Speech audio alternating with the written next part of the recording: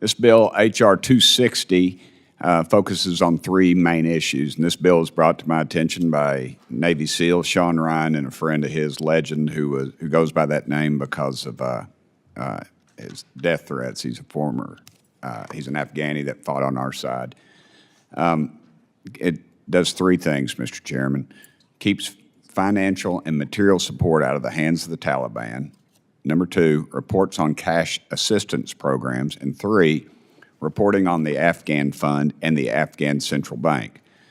Since December of 2021, Mr. Chairman, the United States has sent over $5 billion in cash to Kabul. This money has been taxed and stolen by the Taliban, yet we continue to send it, oddly enough. And that definitely needs to end.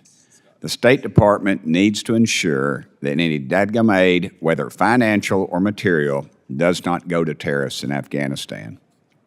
We need to have a clearer understanding of the influence the Taliban has on not just international aid, but the Afghan banking system as well.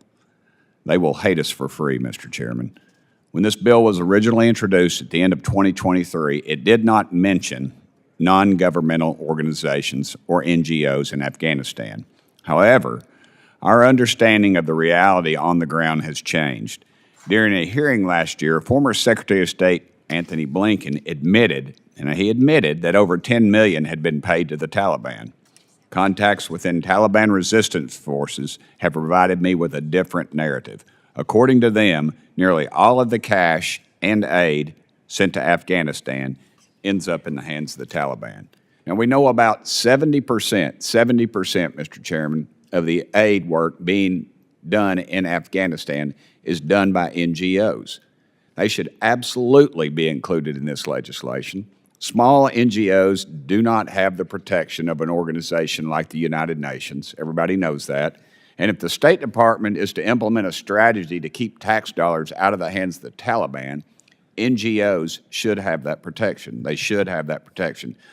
Now, here's the fact that you need to listen to. Also, it's estimated there are around 1,000 NGOs operating in Afghanistan today, 1,000. We need to know who these groups are that are receiving our tax dollars. Secondly, there is a weekly influx of cash being sent to Kabul.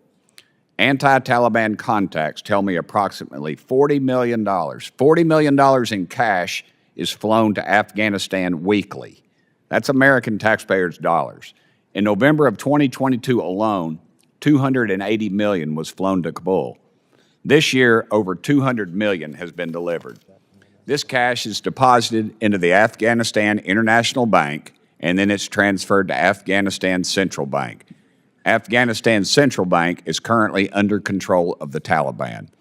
I don't trust the Taliban to properly distribute $40 million every week only to aid workers. I don't see how anybody can on either side of the aisle, Mr. Chairman. The State Department must move quickly to end this practice, which is why the reporting timeline has been shortened compared to last Congress's version of the bill.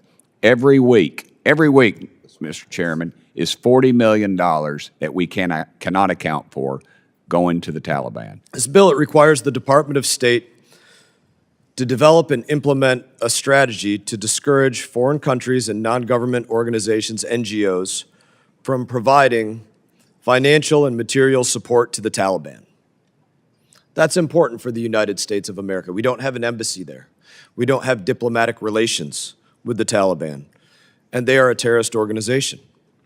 This includes by using U.S.-provided foreign assistance to discourage countries and organizations from providing support to the Taliban. We don't want American tax dollars in any way, shape, or form going to the Taliban. And my colleague, Mr. Meeks, pointed out that this was a bill that was discussed in the last Congress. And one of the things that I would point out, and I strongly encourage discussion with your members about any consideration of voting no on this as we come to this as a recorded vote later.